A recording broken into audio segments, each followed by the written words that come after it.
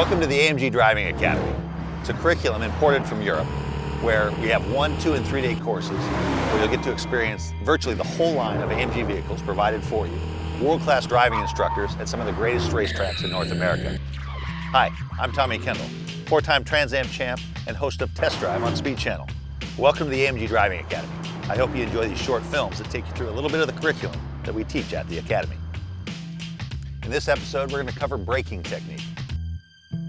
It's ironic because everybody thinks to go fast, why use the brakes? But the reality is, the best race car drivers in the world, the main area they're better generally is under braking. And it happens a couple ways. They get up to max brake force faster. They hold it right on that limit, which we call threshold braking, and then they release it in a proper way that has the car in the proper attitude to enter the corner. One of the hardest parts to braking is threshold brake, which means brake right at the threshold where the wheel is just starting to lock. If you lock a wheel, braking distance goes up by 30%. If you're underneath the threshold, you're giving away some stopping distance. So that's what ABS does. It not only does it give you directional control, which is probably its biggest benefit, is it actually is constantly monitoring the speed of the wheels so that you can stop in the shortest possible distance.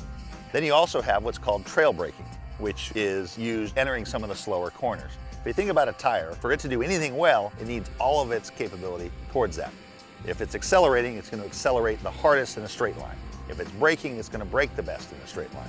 If it's turning, it's going to be turning with no accelerating or braking. Well, racetracks aren't square with square corners, so you end up having to blend those together. Trail braking is one of the ways we do this. You would do threshold braking to get the majority of your speed off, but the last little bit, as you're starting to add steering, you could be releasing the brake.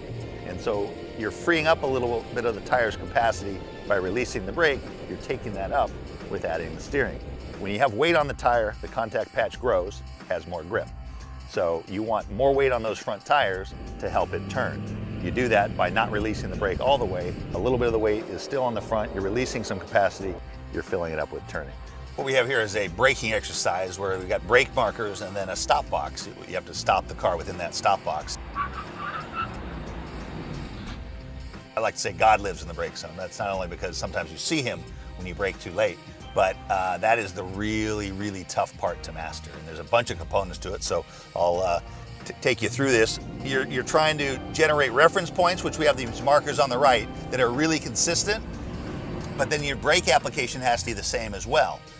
Meaning you need to ramp up as quickly as possible. The quicker you can ramp up that force, the shorter your stopping distance. You need to brake the exact same way. That way your braking distance should kind of slide as a constant. And you will basically go through a version of that exercise at every hard braking zone on every racetrack you ever go to. And it's easier said than done, because when you really get to the limit, you're modifying that brake point by literally a foot or two. There's a term we call out-braking yourself. And you're so focused on braking later than the guy next to you, they might go deeper to try to hold you off. So that's why your reference points are so critical. You've got to know where your drop dead brake point is. And so like say I got a little run on this guy in front of me, I pull out to pass, I get up next to him, but I don't have enough speed to pull off the pass completely. And so I know that I can't go any deeper than right here. I pull off the pass, he might be in a lighter car, he might be able to brake later. So even though you're racing the other guy, you never stop racing the racetrack. As if you didn't know, all the content was filmed on a closed course by professional drivers. Do not try this on public roads. Always wear your seatbelt and drive responsibly.